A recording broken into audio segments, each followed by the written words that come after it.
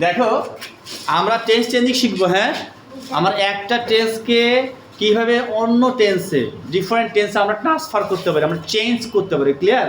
এটা খুব একটা গুরুত্বপূর্ণ আইটেম, এটা অনেক হেল্পফুল আইটেম, তোমাদের জন্য অনেক হেল্প করবে, টেন্সটাকে সহজে বুঝতে অনেক হেল্প করবে। ক্লিয়ার? আসো আমি একটা সেন্টেন্স নিয়ে আসছি। দেখো, I road a letter. I road a letter, এটা একটা সেন্টেন্স। এই সেন্টেন্স থেকে আমরা বিভিন্ন টেন্সে চেঞ্জ করবো। ওকে? হ্যাঁ, আচ্ছা। আই রোড আ লেটার, আমি মোটামুটি ইনডিফিনিট এবং কন্টিনিউয়াস এবং একটা পারফেক্ট তোমাদের শেখাচ্ছি, তাই না?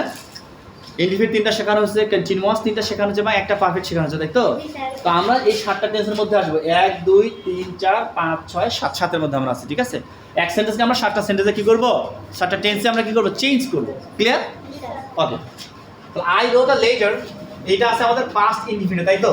এটা তোমরা জানো পাস্ট ইনডিফিনিট না? এটাকে আমরা কি করব? প্রেজেন্ট ইনডিফিনিট করব। তাহলে কি করব বলো দেখি? আই লিখবো, সাবজেক্ট ঠিক থাকবে নাকি? এই যে ভার্ব আছে, এই ভার্বটা কি হয়ে যাবে? প্রেজেন্ট হয়ে যাবে। তাহলে আই কি হবে? রাইট। আই রাইট, বাকি সব ঠিক। I right a letter. ঠিক আছে, বলো। এটাকে যদি আমরা প্রেজেন্ট কন্টিনিউয়াস করতে যাই, কি করব? Present continuous. তাহলে প্রেজেন্ট কন্টিনিউয়াসে কন্টিনিউয়াস আমাদের কি দরকার? প্রেজেন্ট কন্টিনিউয়াসে এম ইজ আর অথবা এম ইজ আর এবং ভার্বের সাথে আইএনজি। তাহলে প্রেজেন্ট কি দেবো? সাবজেক্ট আই ঠিক থাকবে নাকি? আই এর সাথে কি আসবে বলো? এম। রাইটটা কি হয়ে যাবে? রাইটিং, তাই না? I am writing a letter. Clear বলো? ওকে। এবার আমরা করব প্রেজেন্ট পারফেক্ট। প্রেজেন্ট পারফেক্টে কি আসবে? হ্যাভ অথবা হ্যাজ এবং V3 নাকি? ওকে। তাহলে সাবজেক্টের মধ্যে কি থাকলো? আই। আই এর সাথে হ্যাভ হবে না হ্যাজ হবে বলো? আই হ্যাভ, তাই তো? তাহলে রাইট ভার্বটা, রাইট ভার্বের V3 কি? রিটেন।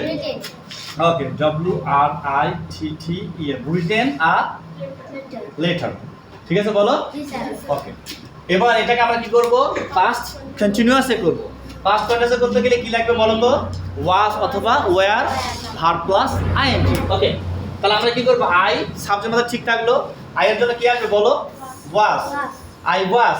তাহলে রাইট ভার্বের সাথে এই যে আই যে কন্টিনিউয়াস, তাহলে রাইটিং দিয়ে দেব, তাই না? WRITING। তাহলে I was writing a letter.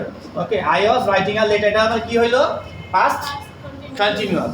এবার ফিউচার ইনডিফিনিটে যাব। ফিউচার ইনডিফিনিটে কি হবে বলো তো? শ্যাল অথবা উইল এবং ভার্ব, মেইন ভার্ব মানে V1। ওকে। তো আমি কি লিখব? আই। আই এর জন্য কি হবে বলো তো? শ্যাল হবে। I shall. ওকে। এখন ভার্বটা মেইন দিয়ে দেব। মেইন ভার্বটা কি? Write, WRIT। I shall write a letter. Sorry, I shall write a letter. এবার আমরা কি করব? Future continuous. তাহলে ফিউচার কন্টিনিউয়াসের জন্য কি হবে? শ্যাল বি অথবা উইল বি। তাহলে আই ঠিক থাকলো, এবার কি দেব? I shall be. এবং রাইটটা কি হবে? রাইটিং হয়ে যাবে, এই যে রাইটিং, তাই তো?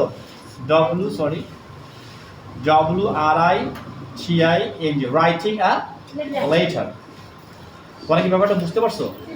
হ্যাঁ।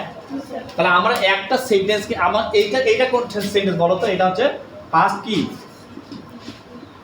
পাস্ট ইনডিফিনিট, তাই না?